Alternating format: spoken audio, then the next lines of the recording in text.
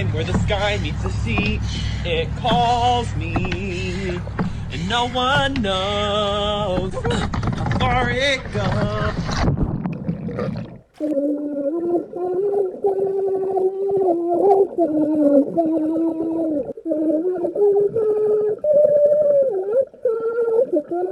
All right. Euphemisms. Euphemisms. Euphemisms. I don't know. It's hard to say when you... Was that your gooder English? Mm-hmm. Yes, I know that's not the proper way to say it. Yeah. Meh. Yeah. Yeah. Okay, so is this from the same show we saw? No, last this time? is an older one. Okay. Yeah. I'm not sure what that was. No, it's just we're having a hard time getting some of the newer George Carlin videos on without some copyright issues. Yeah. So we're going to have to dig back into the archives. So we're working on it, though. It's tricky. I don't know. Every country seems to be different. You know, Canada is different than the States. Yeah. Sometimes I'll do a video from the States or from the UK, and it'll be blocked in the country that I want to show it to. Mm-hmm. Which is really weird. You'd think It is, but it is what it is. Don't bite the hand that feeds you. Well, it's not feeding us, but... Let's test that theory. Oh. Oh, It was pretty close. darling. Oh. Speak some French to me. Carlin. There you go. Oui, c'est ma première langue. Non, je mange mon bras. Continue. Mange mon cul. Mange mon cul. Mange mes fesses. Mets ta face sur mes fesses, puis fais... Sorry. There you go. Keep kissing. Go ahead. Kiss it some more. Bit more, lower. All right, we're retarded. That was good for me. That was an Addams Family thing, wasn't it? Yeah, I think so. Yeah. Every time she spoke French, he was like, "Oh, Morticia." When you speak French, and he'd like eat her arm, basically. I wanted to. No, he was kissing her arm. He was like, "Oh, mon amour." I wanted to dress as Morticia for Halloween, but you're not pale enough, and you're not black hair enough. Makeup and wigs, baby. Makeup and wigs. It's Halloween. All right. We're trying to prepare for Halloween. All right. So. Yeah, we should get people's suggestions what we should dress up as. Put a poll in. What would you like to see us at as Halloween? We like wearing costumes, yeah. Yes. Somebody will have some fucked up thing like... Or play Flight of the Bumblebee. That's a trailer park boy. But yeah, trailer park boy. Okay. Yeah. Anyway, so... Well, how about we just start with euphemisms? Okay. All right. That's a good idea. Here we go, George. We love George Carlin. That's for you, George. The music of the heaters. And now, ladies and gentlemen, George Carlin. Is it ever all day?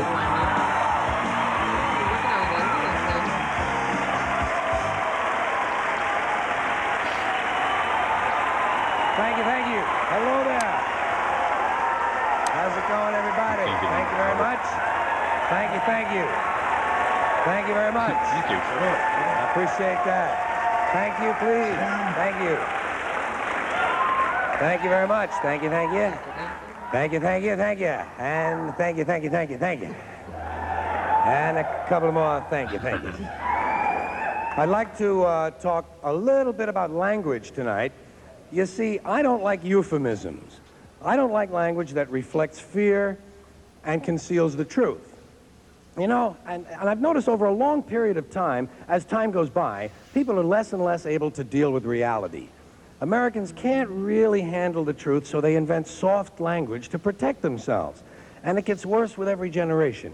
Give you an example of what I mean. There's a condition in combat when a soldier or a sailor can't take it anymore, when he's ready to snap, all stressed out. During the First World War, they called that shell shock. Good, simple, honest, direct language, 2 syllables, shell shock. Almost sounds like the guns themselves. That was 70 years ago. Then a generation later, we had the Second World War. Same combat condition, was called battle fatigue. 4 syllables now, Takes a little longer to say, doesn't hurt as much. Fatigue is a nicer word than shock. Shell shock, battle fatigue. Then, in 1951, we had the Korean War, and Madison Avenue was riding high by then. The very same combat condition was called operational exhaustion. We're up to 8 syllables now, and the phrase is completely sterile. There's no humanity left in it. Operational exhaustion sounds like something that might happen to your car. Then came the Vietnam War, and that only ended 15 years ago. And with all the lies and deceit surrounding Vietnam, it's not surprising that the same condition was called post-traumatic stress disorder. Still 8 syllables. We still have 8 syllables. But we've added a hyphen. This is And the pain is completely covered by jargon now. Post-traumatic stress disorder. Maybe if we still called it shell shock at that time, those veterans might have gotten the attention they needed. There's a long... You know, over a period of time, there's a retreat from reality. Sometime during my lifetime, toilet paper became bathroom tissue. Sneakers became running shoes, motels became motor lodges, house trailers became mobile homes, used cars became previously owned transportation, and constipation became occasional irregularity. yeah.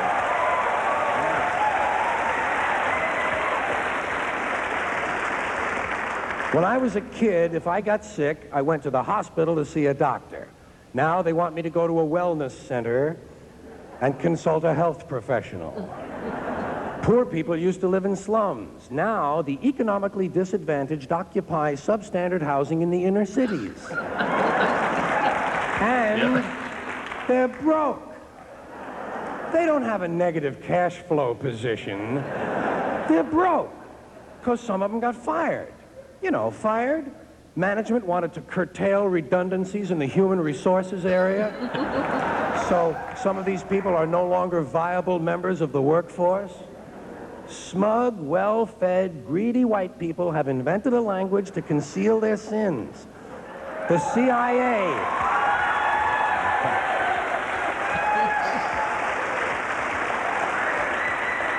The CIA doesn't kill people anymore, they neutralize someone. Or they depopulate the area. The government doesn't lie, it engages in disinformation.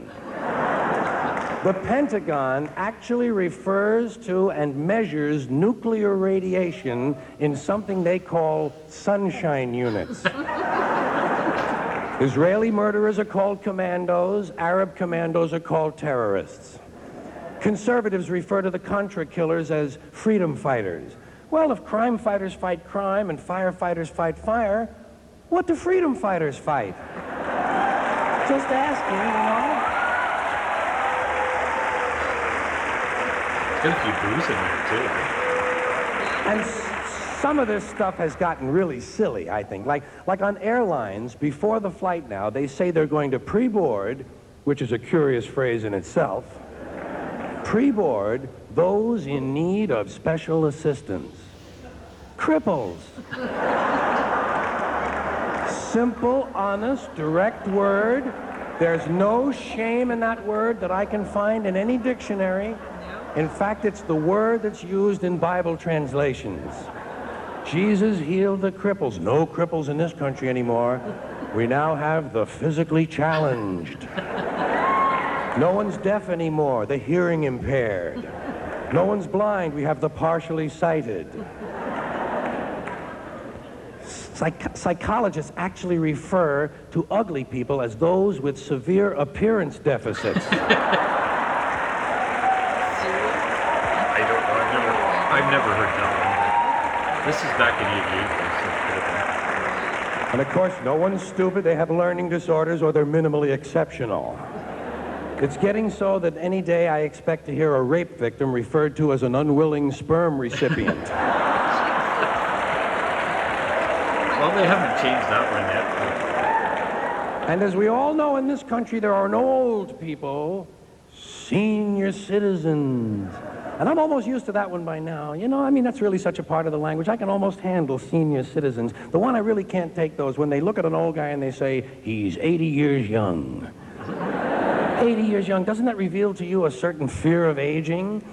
And I know what that's about. I mean, I used to talk about my own condition, and I would say, I'm getting older. Not old, older. Makes it softer, easier to take. Hey, I'm getting old. But thanks to our fear of death in this country, I won't have to die. I'll pass away. Or I'll expire like a magazine subscription. If it happens in a hospital, they'll say it was a terminal episode. Insurance companies will refer to it as negative patient care outcome. And if it's a result of malpractice, they'll call it a therapeutic misadventure. The language has gotten so bad it makes me want to vomit. Not vomit. Makes me want to engage in an involuntary personal protein spill. Thank you very much. Thank you. I like that part. Holy shit, that's like...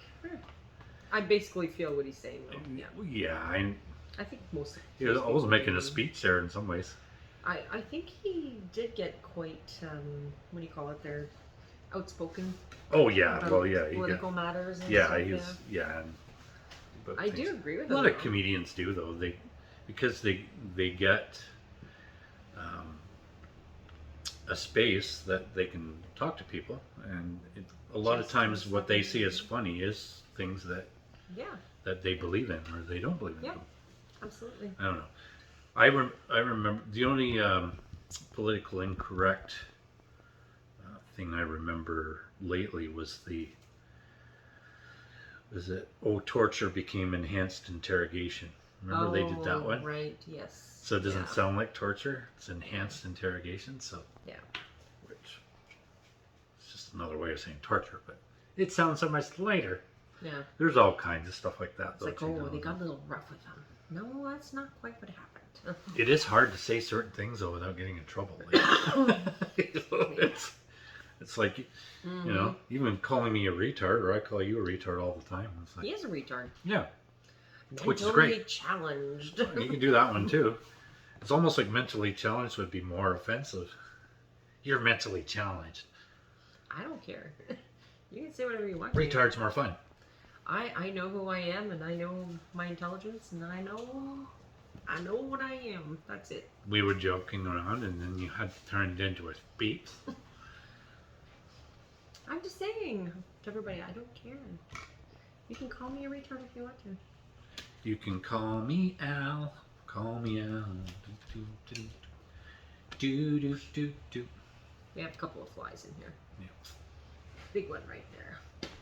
No, I'm the turd they land on. Oh. Wait a minute. That's perfect. I couldn't have said that better myself. Hi, Holy Jenny. Shit. You want to say hi? Hi, Jen. No, she doesn't want to say hi. She's peering into the fridge because we're going to make some boigers. Boigers. Oh, there she goes. Come on, say hi. Damn boigers. Oh, you look good. You look beautiful.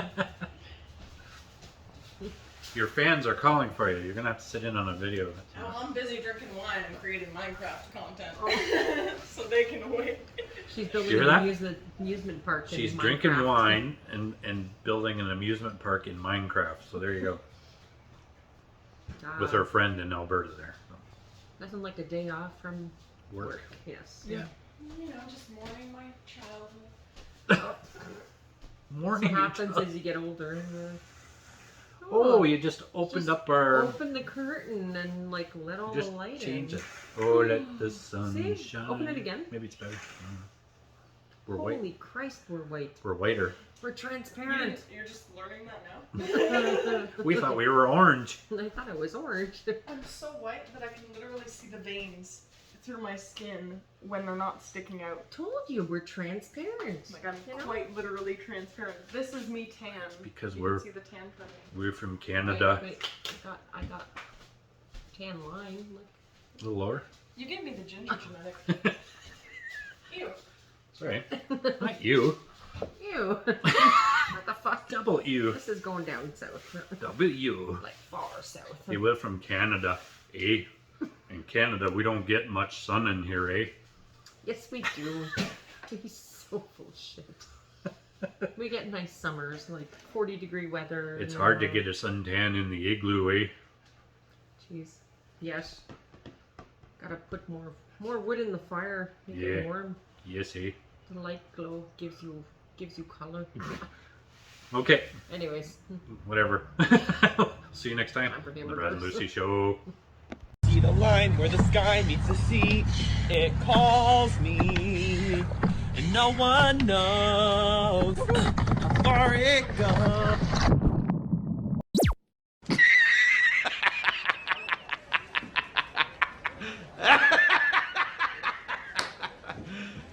You serious?